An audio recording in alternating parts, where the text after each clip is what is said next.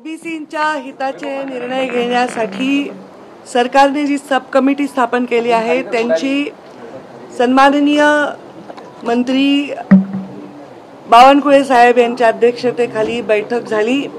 या बैठकीला स्वतः भुजबळ साहेब उपस्थित होते, याला संजय राठोड उपस्थित होते, आमचे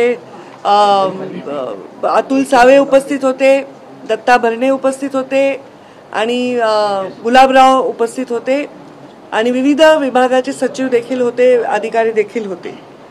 यामध्ये विस्तृत आमची चर्चा झाली। ओबीसींच्या हिताच्या संदर्भामध्ये सन्माननीय मुख्यमंत्री देवेंद्रजी फडणवीस हे जागृतपणे निर्णय घेत आलेले आहेत आणि भविष्यातही घेतील। कुठेही दुर्लक्ष होऊ दिलं जाणार नाही अशा प्रकारची अत्यंत विस्तृत चर्चा झाली। या चर्चेमध्ये, या मीटिंगमध्ये ओबीसींना जो विविध जाती, ओबीसीमध्ये अनेक जाती आहेत, जवळ 350 जाती आहेत, या विविध जातींना मिळणारे विविध लाभ, याच्यामध्ये त्यांना मिळणाऱ्या योजना, याच्यासाठी त्यांना मिळणारा निधी, याच्यावरही चर्चा झाली। याच्यामध्ये कुठेही त्यांच्यावर अन्याय होऊ दिला जाणार नाही अशा प्रकारचे पावलं उचलण्यासंदर्भात चर्चा झाली। मीटिंग पहिलीच होती। पुढच्या मीटिंगमध्ये याच्या संदर्भामध्ये कोणते विषय आणखी घेतले पाहिजे, निधीच्या कशा मागण्या केल्या पाहिजे आणि निधीमध्ये कुठेही अन्याय झाला नाही पाहिजे याच्याबद्दलची जागृती या कमिटीने ठेवावी, सदैव त्याच्याबद्दल आपलं मत मांडावं अशा संदर्भामधला निर्णय झाला। मराठा समाजाच्या आरक्षणाच्या संदर्भामध्ये गेले अनेक दशक हा विषय चालू आहे आणि या विषयामध्ये साहजिक आहे की याच्यामध्ये ओबीसी समाजाच्या नेत्यांचं जे मत आहे ते मत तसंच असणार आहे, कारण कोणत्याही ऑलरेडी सामाजिक मागासलेल्या वर्गामध्ये आणखी आपण आरक्षणामध्ये लोक घेण्यासाठी सहजतः त्याचं स्वागत होत नाही।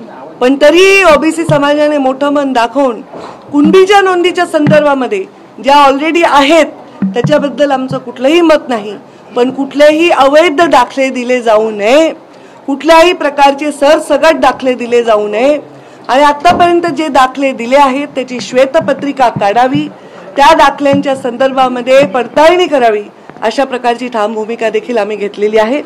यामुळे ओबीसी समाज हा मुळात सामाजिक मागासलेपणा भोगतोय, त्यामुळे ओबीसी समाज खरं तर राजकीय दृष्ट्या सुद्धा मागासलेला आहे। मराठा समाजाला राजकीय मागासलेपण नाही, समृद्ध राजकीय दृष्ट्या मराठा समाज आहे आणि अशा वेळी ओबीसी समाजाच्या राजकीय हक्कांवर सुद्धा गदा येणार नाही या संदर्भात मुळे त्यांना कुठलेही बोगस सर्टिफिकेट दिले जाऊ नये याबद्दल मात्र ठाम निर्णय आम्ही घेतलेला आहे।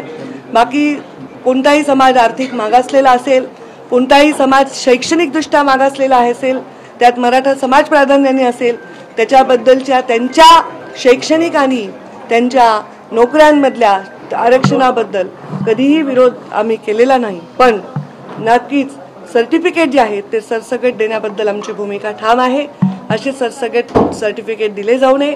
आता GR तर काढलेला आहे, दुसऱ्या उपसमितीने जी मराठा समाजाच्या आरक्षणाचा विचार करते त्यांनी हैदराबाद गॅजेट विषयीचा GR काढलेला आहे आणि त्याच्या संदर्भामध्ये आता हैदराबाद गॅजेटचा विषय आल्यानंतर आता लमानी समाज, बंजारा समाज म्हणतोय की आमच्या पण त्याच्यामध्ये STच्या नोंदी त्याही द्यावा, तर आता त्यालाही समर्थन देणं क्रमप्राप्त आहे, कारण आपण एकाला एक न्याय आणि दुसऱ्याला एक न्याय देऊ शकत नाही।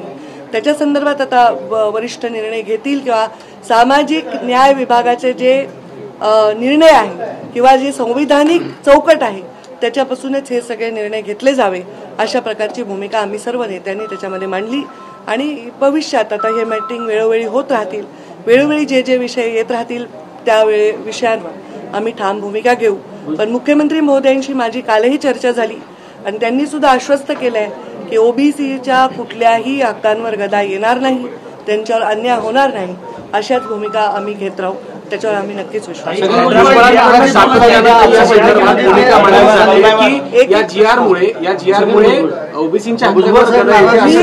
भुजबळ साहेबांचे विषय हा आमच्या लेवलचा विषय नाही, त्यांना जी चर्चा करायची ते वरिष्ठांबरोबर चर्चा करतील, हा नाराजी दूर करण्याच्या मीटिंगचा विषय नाही आणि ते नाराज आहेत असं मला म्हणता येणार नाही, पण ते स्पष्ट बोलतायत त्यांनी आयुष्यभर त्यांच्या लढ्यासाठी ते समर्पित राहिलेले आहेत ओबीसीच्या चळवळीमध्ये, तर त्यांचे अनुभवाचे बोल आहेत, त्याला नाराजी म्हणता येणार भुजबळ गॅझेटचे दाखले देऊन सातत्याने जे मांडतात की यामुळे ओबीसींच्या हक्कांवर गदा येईल, या भूमिकेशी तुम्ही सहमत आहात का? साहजिक आहे, जर अवैध दाखले दिले गेले तर नॅचरली हक्कावर गदा येईल. कोणत्याही जातीच्या बाबतीत असंच होईल ना. कोणत्याही जातीमध्ये जर अवैध दाखले दिले, मग ते SC असो, ST असो, OBC असो, तर त्याच्यामध्ये गदा येईल. त्यामुळे आम्ही हेच सांगितलं या मीटिंगमध्ये की कुठलेही अवैध दाखले देऊ नये.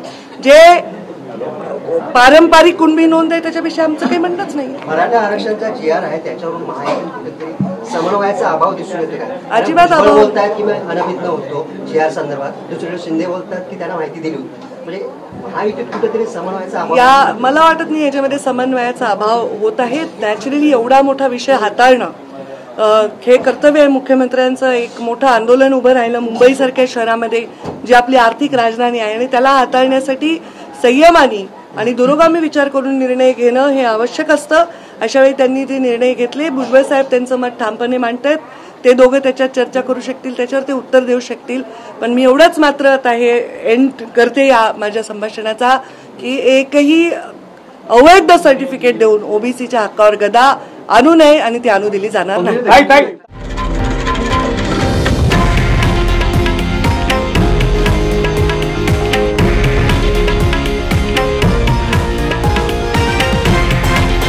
हे आहे देशातील नंबर 1 न्यूज नेटवर्क आणि आपण पाहत आहात TV9 मराठी, एकमेव.